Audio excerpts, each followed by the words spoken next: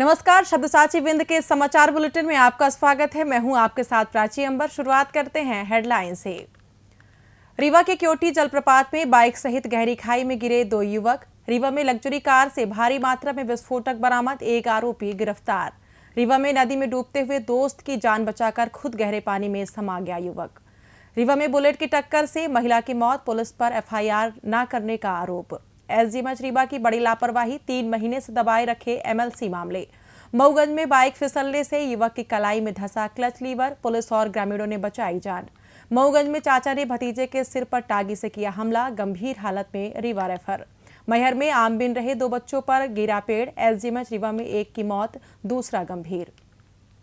सतना में छात्रावास से 15 साल पुराना अतिक्रमण हटा, मंगल भवन का होगा निर्माण। सीधी के कैमूर पहाड़ में अनियंत्रित होकर खाई में गिरा ट्रक, ड्राइवर सहित 2 घायलों का किया रेस्क्यू। सीधी में 2 बाइकों की आमने सामने भिड़ंत, 4 युवक गंभीर रूप से घायल। सिगरौली में सरकारी जमीन पर फर्जी पट्टे का आरोप, नाराज ग्रामीणों ने किया कलेक्ट्रेट का घेराव। मध्य प्रदेश में मौसम का यू टर्न, रीवा सहित कई जिलों में आंधी तूफान के साथ बारिश का अलर्ट।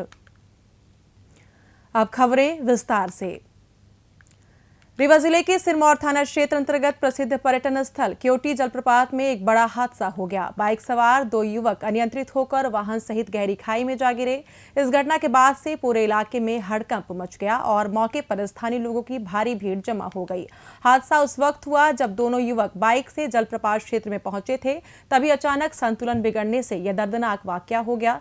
स्थानीय लोगों की सूचना पर तत्काल सिरमौर थाना पुलिस टीम मौके पर पहुंची और ग्रामीणों की मदद से युवकों व बाइक को खाई से बाहर निकालने के लिए युद्ध स्तर पर रेस्क्यू ऑपरेशन शुरू किया गया। फिलहाल दोनों युवक की शिनाख्त नहीं हो पाई है।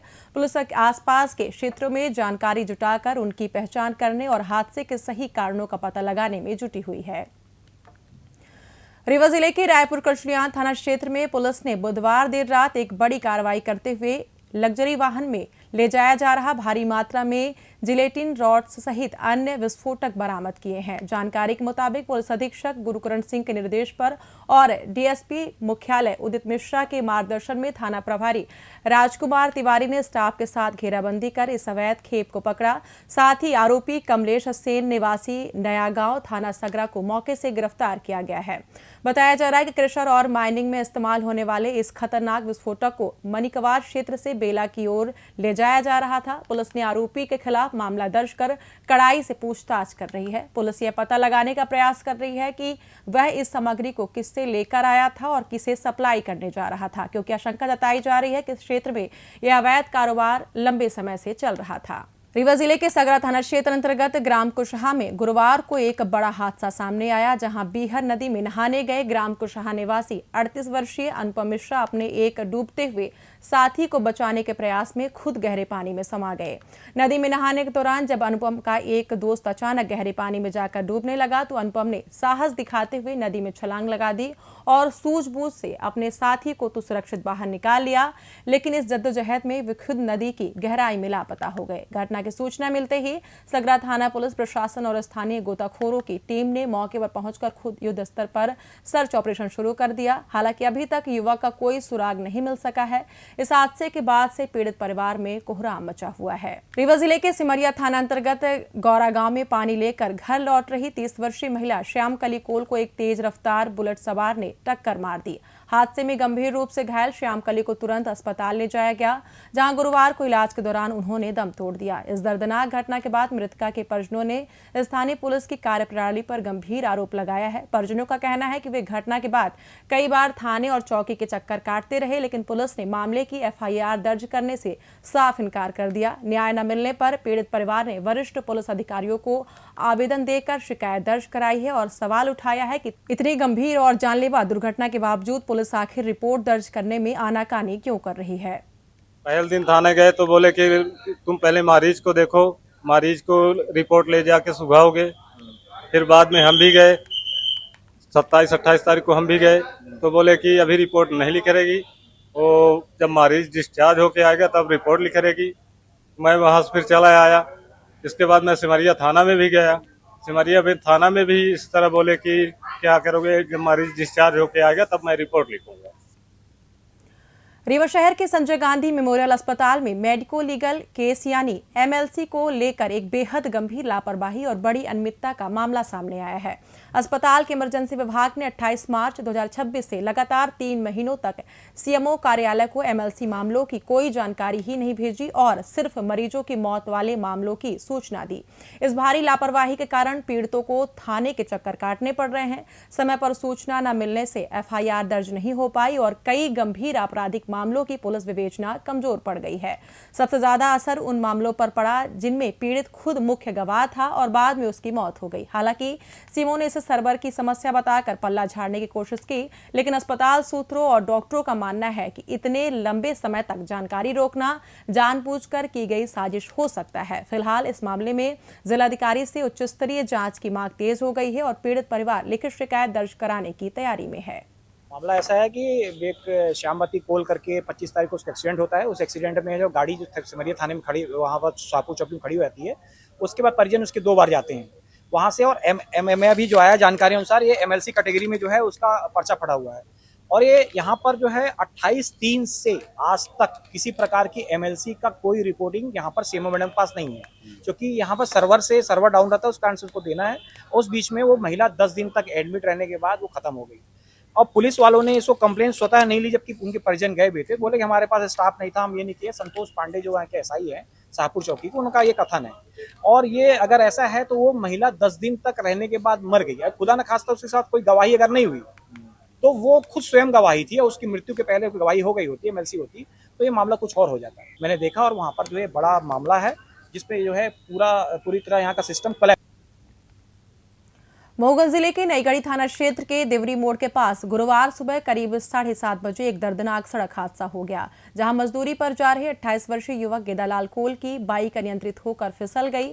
इस दुर्घटना में बाइक का क्लच लीवर युवक के बाएं हाथ की कलाई में बुरी तरह धंस गया। स्थानीय ग्रामीणों और परिजनों ने काफी मशक्कत के बाद क्लच लीवर को बाइक से काट कर अलग किया, जिसके बाद सूचना मिलते ही 112 पुलिस वाहन ने त्वरित कार्रवाई करते हुए घायल युवक को तत्काल सामुदायिक स्वास्थ्य केंद्र नईगढ़ी पहुंचाया, जहां चिकित्सकों की देखरेख में उसका उपचार जारी है और उसकी स्थिति फिलहाल स्थिर बताई जा रही है। मऊगंज जिले के पटेहरी गांव में बुधवार की देर रात जमीनी विवाद और पुराने रंजिश को लेकर एक सनसनीखेज वारदात सामने आई है, जहां शराब के नशे में धुत चाचा संतोष साकेत ने अपने साथियों के साथ मिलकर अपने ही भतीजे चंद्रभान साकेत पर टागी से जानलेवा हमला कर दिया। गाली गलौज का विरोध करने पर हुए इस हमले में चंद्रभान के सिर पर गंभीर चोटें आई और वह लहूलुहान होकर वहीं गिर पड़ा, जिसके बाद स्थानीय लोगों ने उसे तुरंत मऊगंज अस्पताल पहुंचाया, जहां से प्राथमिक उपचार के बाद उसकी नाजुक हालत को देखते हुए डॉक्टरों ने उसे रीवा के संजय गांधी अस्पताल रेफर कर दिया है। घटना को अंजाम देने के बाद आरोपी चाचा अपने साथियों सहित मौके से फरार हो गया, जिसकी तलाश में पुलिस जुटी हुई है और पीड़ित के बयानों के आधार पर आगे की वैधानिक कार्रवाई की जा रही है। मैहर जिले के रामनगर थाना क्षेत्र अंतर्गत जिगना गांव में बुधवार शाम एक दर्दनाक हादसा सामने आया है, जहां आम बिनने गए 2 मासूम बच्चों पर आंधी तूफान के कारण कमजोर हो चुका एक भारी पेड़ अचानक गिर गया। इस हादसे में 12 वर्षीय बबलू गौड़ और 10 वर्षीय लाला गौड़ पेड़ के नीचे दबकर गंभीर रूप से घायल हो गए, जिन्हें स्थानीय लोगों और परिजनों ने मिलकर किसी तरह से बाहर निकाला। प्राथमिक उपचार के बाद दोनों बच्चों को नाजुक हालत में बेहतर इलाज के लिए रीवा के संजय गांधी अस्पताल रेफर किया गया, जहां इलाज के दौरान गंभीर रूप से घायल बबलू गौड़ ने दम तोड़ दिया। वहीं दूसरे बच्चे लाला गौड़ की हालत अब भी चिंताजनक बनी हुई है और उसका सघन उपचार जारी है। पुलिस ने मर्ग कायम कर शव का पोस्टमार्टम कराया और मामले की जांच शुरू कर दी गई है। सतना जिले के कोठी नगर परिषद के वार्ड क्रमांक 1 में प्रशासन ने एक बड़ी कार्रवाई करते हुए पुराने छात्रावास भवन से 15 साल पुराना अवैध कब्जा हटा दिया है।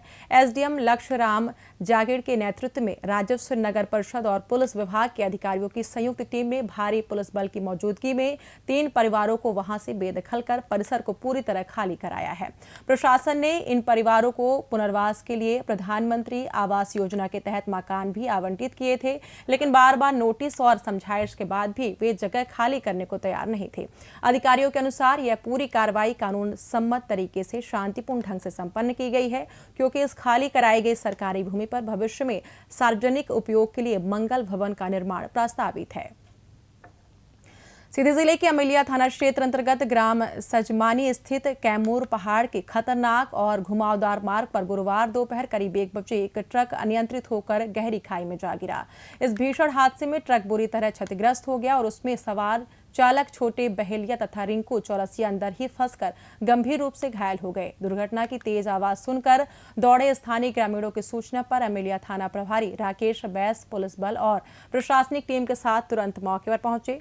दुर्गम ढलान और गहरी खाई होने के कारण बचाव दल को काफी चुनौतियों का सामना करना पड़ा, लेकिन ग्रामीणों के सहयोग से चले कड़े रेस्क्यू ऑपरेशन के बाद दोनों घायलों को सुरक्षित बाहर निकालकर तुरंत अस्पताल भिजवाया गया। पुलिस ने मामले की जांच शुरू कर दी है।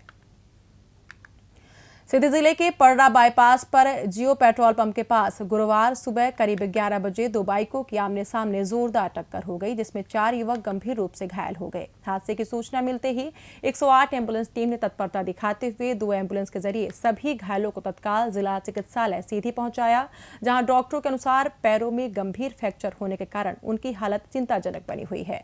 घायलों में से 2 युवकों की पहचान बहरी थाना क्षेत्र के कुदारी निवासी मुकेश रावत और जित्तू रावत की हुई है, जबकि बेहोशी की हालत में मिले 2 अन्य युवकों की शिनाख्त फिलहाल नहीं हो सकी है।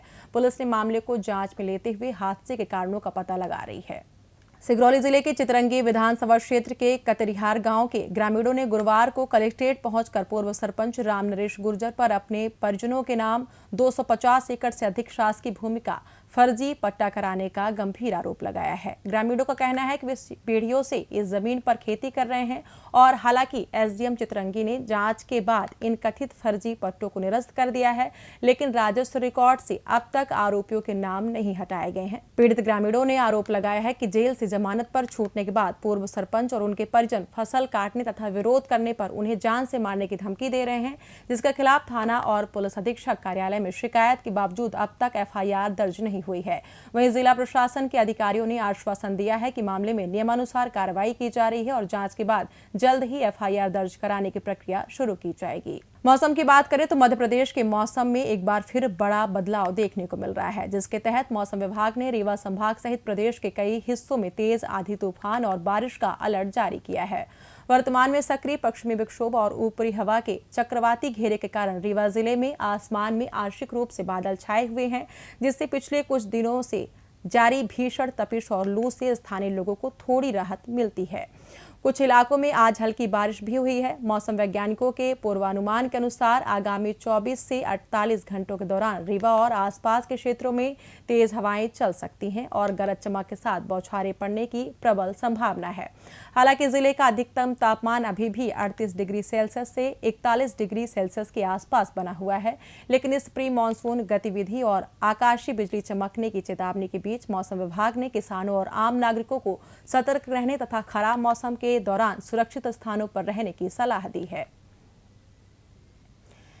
इसी के साथ ही समाचार बुलेटिन समाप्त हुआ। कल फिर मिलेंगे नई खबरों के साथ। जुड़े रहिए शब्दसाची विंध्य से जुड़ी तमाम खबरों के लिए हमारे चैनल को सब्सक्राइब कर दें, वीडियो को लाइक करें, शेयर करें और बेल आइकन दबाना ना भूलें। अपने आसपास की खबरें हम तक पहुंचाने के लिए स्क्रीन पर दिए नंबर पर आप संपर्क भी कर सकते हैं। धन्यवाद।